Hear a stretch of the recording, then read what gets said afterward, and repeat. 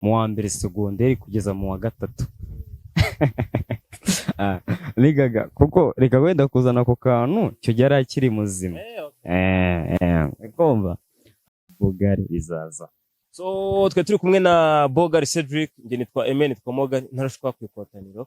Iyi ni KG Pro TV, jya kuri Instagram yacu ndetse na Facebook, ugenda ukore follow, ubundi uzajya umenyera amakuru ku gihe. Hanyuma abantu mwemeje gukomeza kunywa kano kantu courage, abakaretse namwe mwagize neza. Kobwa ngo wirira mu ndorerwamo akibonamo bwiza, akikina akakora ibiki, akenshi mu mutwe nta kiba kirimo. Nibyo umukobwa iyo yirebye akabona ngo ni mwiza, mu mutwe nta kiba kirimo.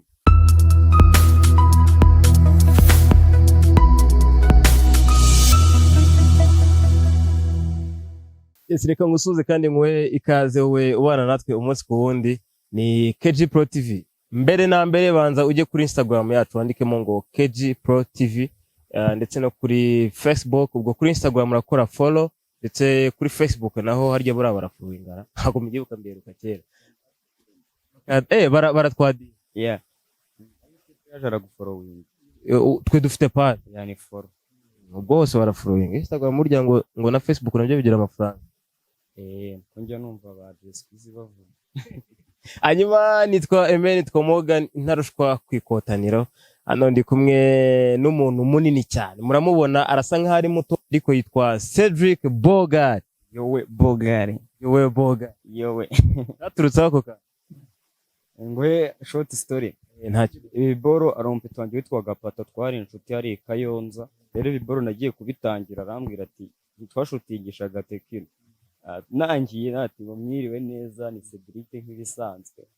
Wapi none tukiraho kanya haza umugabo wakundaga kuza iwabo, akunda kubahamagara ngo we Bogari. Sinzi ukuntu yahise bizaye maze aka interview ngo yowe Bogari babyaje birabaye. Hanyuma se aka kantu urakazi? Akase handitseho Heineken. Handitseho Heineken original pour Maritirega. Ubwo ni bindi ushaka kumenya. Ndo umwana.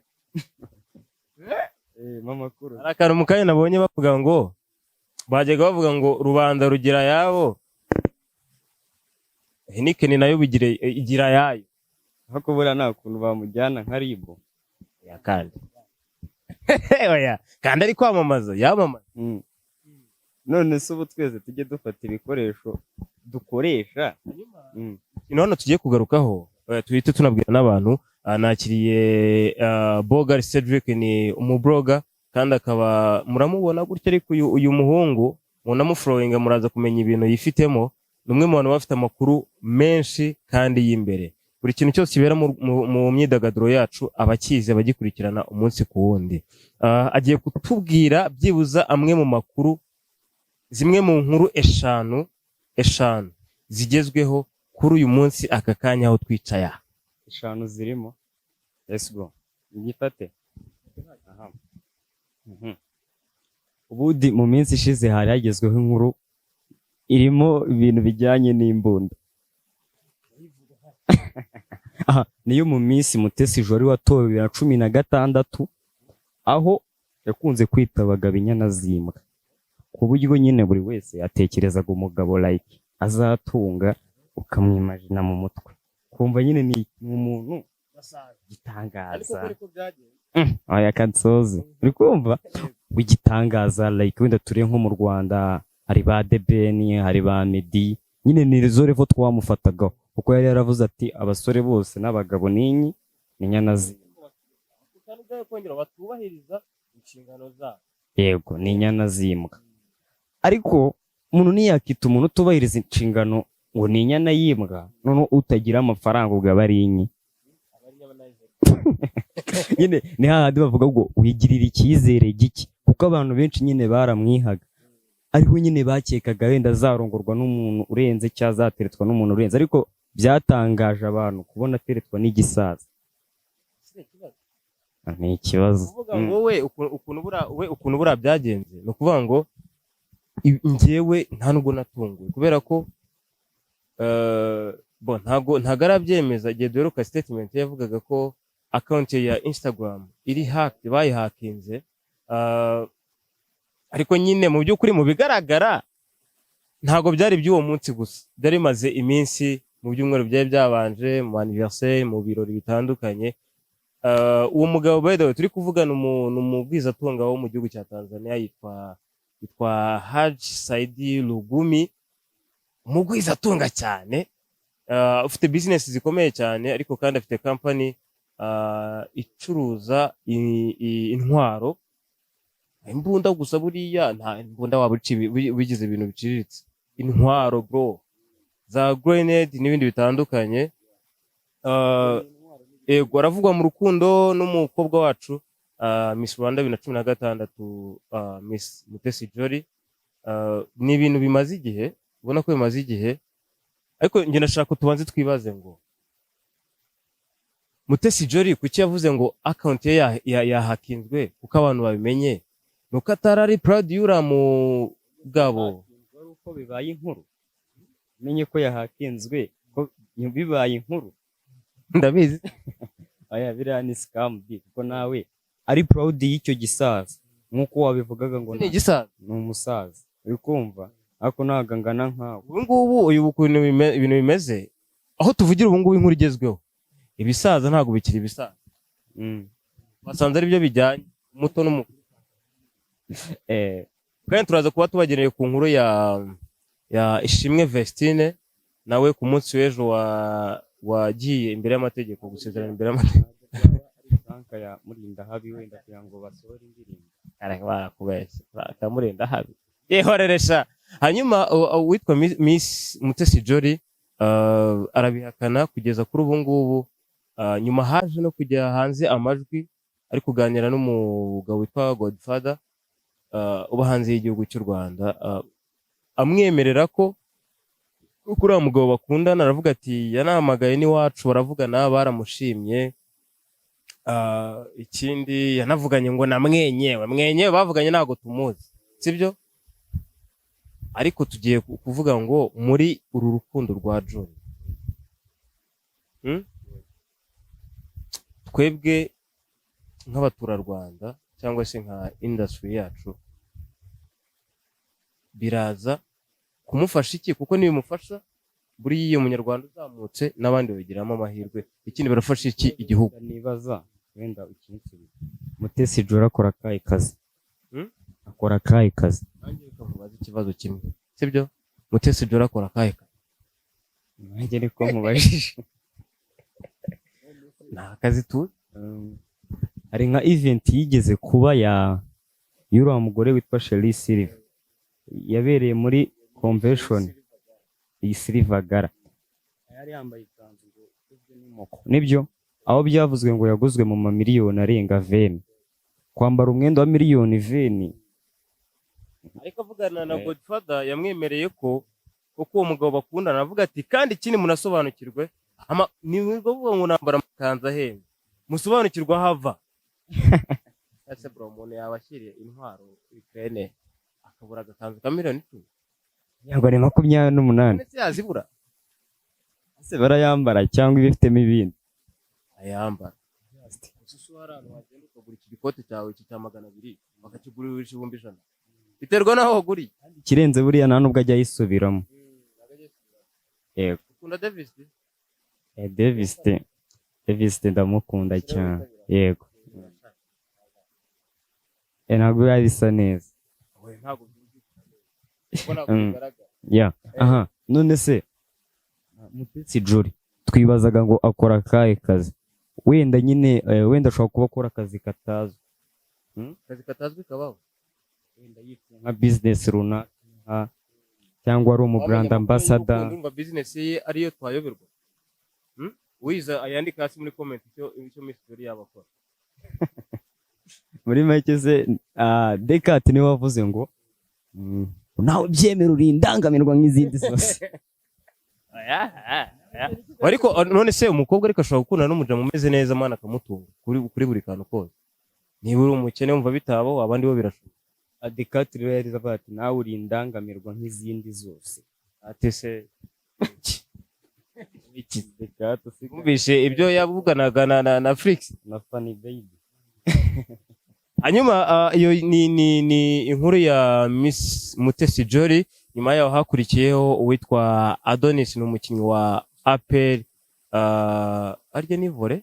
Ngiye nabonaga bari abakobwa imiteto bagira uriya ngo ni Kamari Katia, nabonaga bitamubaho kuko baratese bikabiba nuko aro baby kigaragara asa nkaho bashatse kumwereka ko njye niko nambibona, basa nkaho bashatse kumwereka ko ntabwo uri Kamaramani, natwe turamuzi kuko we na famiye ye cyane. Kaje imbere muri Kigali kavuga ngo Kigali wisheya, urana umunyamahanga ntabwo yari akazi, urumva Adonis ntabwo yari akazi. Rero nyine yagombaga kugera mu mujyi akamenya ko ku kantu gahari Kigali wisheya, urumva. Noneho kandi nawe yari abizi ariko akirengagiza akavuga ati yo wanjye ni umunyamahanga, irwa se katareba abyina gusa. Umukobwa araza ajya muri comment aravuga ati uyu muhungu ndamuzi, ahantu aba ndahazi, ni n'amazina y'imbwa ye ndayazi, n'ibara ryayo, buri kimwe cyose no munsi y'igitanda ndahazi. Adonis araza arasubiza ati, aravuga ati ubu uyu muntu ari kubeshya, ngende uwa Kantiya gusa, sibyo? Nta masaha 24 yigeze ashira tayari video ibigiye hanze. Video wa Jihad oya ariko wageze afite suku warasukuye, niho bitandukanye ariko ni gutyo. Nzi ko abantu b'abasore, abantu banini b'abasore bibabaje gutya, nzi ko byibuze baba ari gutya. Oya so gusanga uruta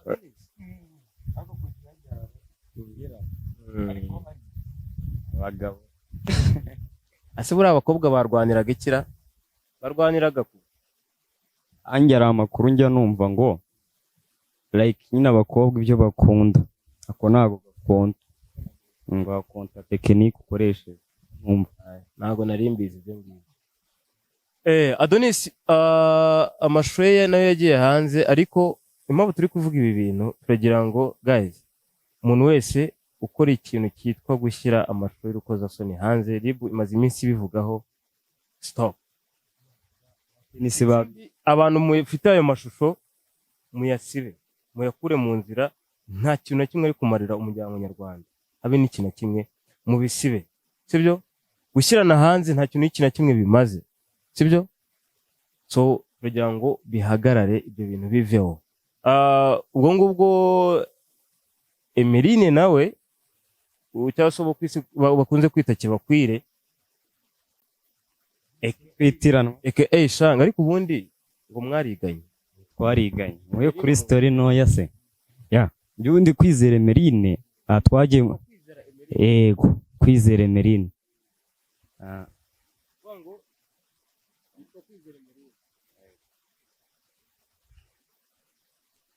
nitabe wowe mwitabe nta kibazo ugiye mu hanyuma Kwizera Emeline nibyo agiye kutubwira Cedric, agiye kutubwira ko aziranye na Kwizera Emeline kuva kera w'abana bigana ku kigo kimwe. Buri uriya mukobwa nta nubwo ari mukuru, ibintu ari imumurenganye cyane, ariko nyine ubwo ngubwo gutya. Hanyuma nge nihuse nta kibazo, nge nihuse ikintu ushaka kubabwira nuko mu ijoro rya ku mugoroba warayo ushize nibwo umukobwa witwa Ishimwe Vestine yaragiye mu murenge, akoze umurenge n'umugabo w'umunya Burkina Faso. Ntago ari umugabo kuko yarakira umusore, umusore yitwa reka mbarebere neza, ariko kandi abantu bajye kuri KG Pro TV bagende barebeho inkuru yose irahari. Umugabo w'umunya Burkina Faso witwa Idrissa, ikindi kizina nabonye gikomeye bya hatari nabonye ari Burkina Faso kabisa. So nibwo yagiye mu murenge wagomba kuba wabaye tariki 14, baza kumenya ko itangazamakuru rishobora kuba rigiye guhita ribimenya, bagahita babishyira hanze, bahita babisubika babishyira kuri tariki 15 mu murenge wa Kinyinya. Yes, umurenge wa Kinyinya ho n'undi mujyi wa Kigali, nibwo basezeranye agana ku isaha y'isa 10. Umusore uvuga ko afite imyaka 42, undi Ishimwe Vestine asanzwe ubarizwa mu itsinda rya Vestine and Talkers, abahanzi bahagarariwe n'uwitwa Murindahabi Irene. Ni ukuvuga ngo we afite imyaka 22. Byumvikane ko hagati yabo byari kera ubwo nyine basa, ariko hari imyaka neza, hari ukuntu nyine igihe kigera imyaka ikiyongeraho nk'itatu, kuko baravugaga njye nk'urugero mama wanjye yajyaga ambwira ngo bari abana urabaruka kandi ufite 20 ifunze. mwana yari yatera ubwo ni ikibazo cy'imirire, ntabwo nagabanya imyaka yanjye. 20 yego, ariko nyine njye nahise ko muruta, hanatunzwe no kumva gafite 20, ubwo yari yaratinze niyishaki. Ko se amafaranga ari cyo adakora, adakora angayongera imyaka ntabwo rubi. ubwo Murindahabi yamwishakiye kandi afite amafaranga asangana nawe uriya munya Burkina Faso.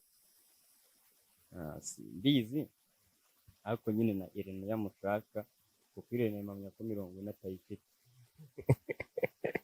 kuba byise 40 n'imyaka myinshi mu bukwe, ariko nawe yingaye hari murumuna w'umusaza uba ahubwo se arya ubwo Irene ugafite nka 35 tanu kandi ariyo mfite. Anjye niyeze kubona hande yanditse ko yavutse 92. Niho yanditse nyine iyongera hine. Information zari nizo ngizo. Ishimwe Vestine yaraye akoze umurenge, bivugwa ko umugabo we azava mu Rwanda tariki 20 asubire muri Burkina Faso. Ikindi basezeranye ivangamutungo rusange, cyo bita ifaranga sha. Mbere yuko tuva kuri iyo nkuru, buriya mwana uko mubona, like nyine ukuntu umuntu amubona physicalize, imico ye ni inkuru itunguranye. Yego, buriya byatewe n'iki? Kuko ntago ari urukundo gusa. Iyo huti ni iki? Iyo huti ni iki kuba bahita bakora ubukwe bakama? Nigikunda kuba hano mu Rwanda, iyo abantu ikintu nzi bundi kiye kihutisha ubukwe, ntago tuzigiye babiteguriye ko natwe twamenye bidutunguye. Ariko ikintu gikunda kwihutisha ubukwe nuko hari igihe nk'umukobwa batwite, noneho bakavuga bati kuko uyu muntu ari umurokore, reka tubikure mu nzira. Ni urugero ndi gutanga, reka tubikure mu nzira vuba. Gasaga nk'abamama. Sure. Yego. Ko gute? Neza. Iyo berutse gusohora ikintu kubanza yitwa ihema. Ihema. Yego. Uriya mwana wabonaga ko yabyibushye, ahubwo banzirimo. Amakuru mfite, ubwo abazi gupimisha ijisho mupime, nababwira iki? Nk'akamama kagufi rwose, ngo kubatse urubuga ka ADPR. Yego. Hanyuma niyo story yindi yari hari, ariko ndashaka tugaruke kuri Emeline. Emeline umuzute imyaka yose umuzi kugeza n'uyu munsi? Nzi niba nyibuka, ariko twariganye. Wenda nabo twiganye nyine barabivuga. Ubundi nize mu wa mbere segonderi kugeza mu wa gatatu.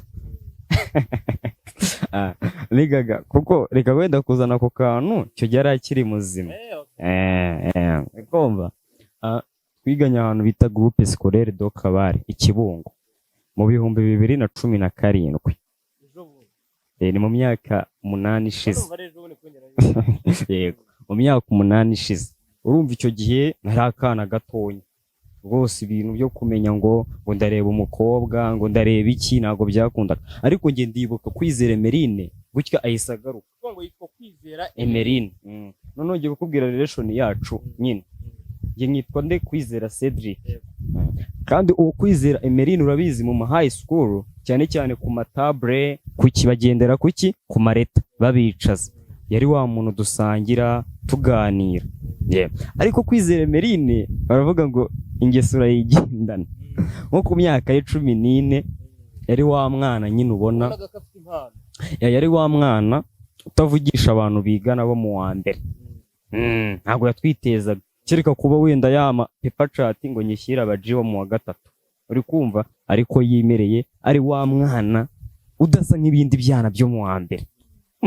Ntabwo yarajabye kuko njye n'ubu ndamwibuka nkabona n'abo twasozanyije siziyeme ejo bundi hari abo yarutaga abarusha ubwiza, ari umwana uzi kwiyitaho, agashati ke kameze neza kanatebe uriya ntugire ngo yarateye neza kuriya nabwo, yarateye neza, uri kumva. utateye urabizi icyo gihe ku myaka ye, like urimo kuvuga physically yari umwana ubona nyine urimo ku myaka ye, ariko nyine twe kuri level yacu y'abana bo mu wa mbere twaramurebaga tukagira ubwoba. Ntabwo yatwitezaga kuko nyine we yaciringaga n'abo mu wa gatatu, ariko buriya njyewe ubwo muheruka ntabwo yari umuswa, sinzi niba ari umuswa kuko hari ibintu benshi bavuze ngo like buri umukobwa ngo wirira mu ndorerwamo akibonamo ubwiza akikina agakora ibiki akenshi mu mutwe nta kiba kirimo. Nibyo umukobwa iyo yirebye akabona ngo ni mwiza mu mutwe nta kiba kirimo. mbizi ko ntabwo ndaba umukobwa. Aha rero Kwizera Emeline yigaga ku ishuri aho ngaho i Kabare mu wa mbere, imico ye yari iyo akunda kwiyambarira mini cyane cyane, ahuza n'abaji bo mu wa gatatu gusa no mu wa gatandatu, mu wa mbere kandi banamutagaho ese kugira isoko. Niba byaratangiye kera nuko nyine nukumva niba byaratangiye kera mu wa mbere, urumva buriya niba byaratangiye kera mu wa mbere rwose nta kuntu angiye kuko nk'urugero uriya mukobwa nyine nabikubwiye twaritiranwaga, uze no kubicekinga yitwa Kwizera, uri kumva.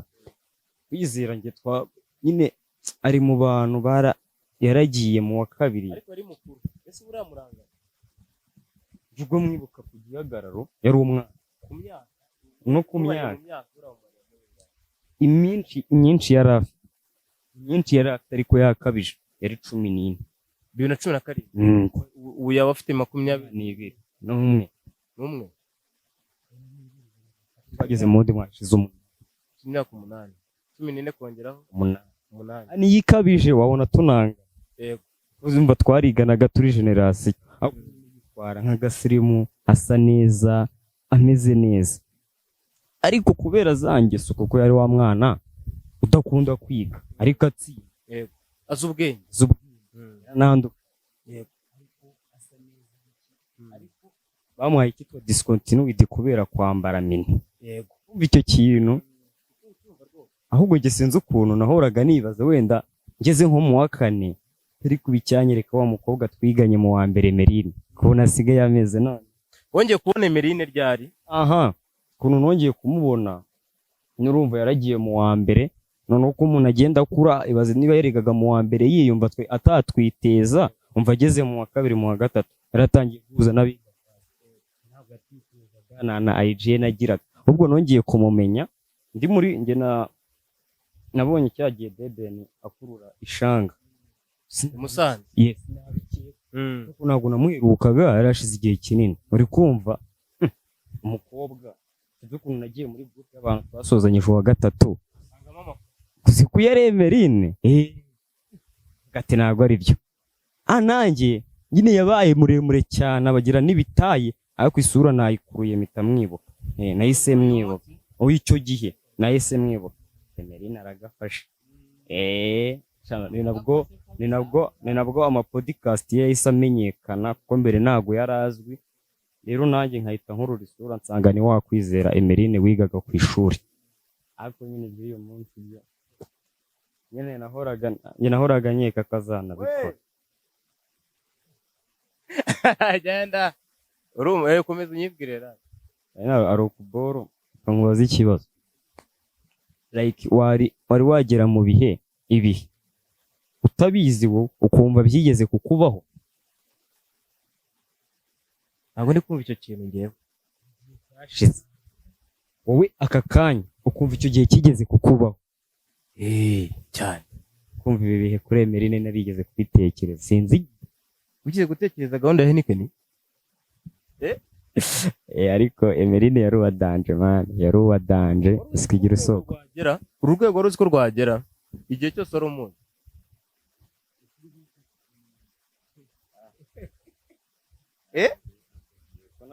kuri level ye. Ubundi buriya tujye ahubwo twibwiza kuri ukuri. level. Ase kankubaza. Ase ahangaha cyabyakomeza. Ntago mbizi, nta makuru mfite ngewe, nkamazemo nonaha, sinzi rwose uko byagenze, ye nkamazemo nonaha. Kubera ko nkunda n'ukuntu namubonye we iyo akomeza agasimba ntabwo byari kurangira ahubwo byari kugira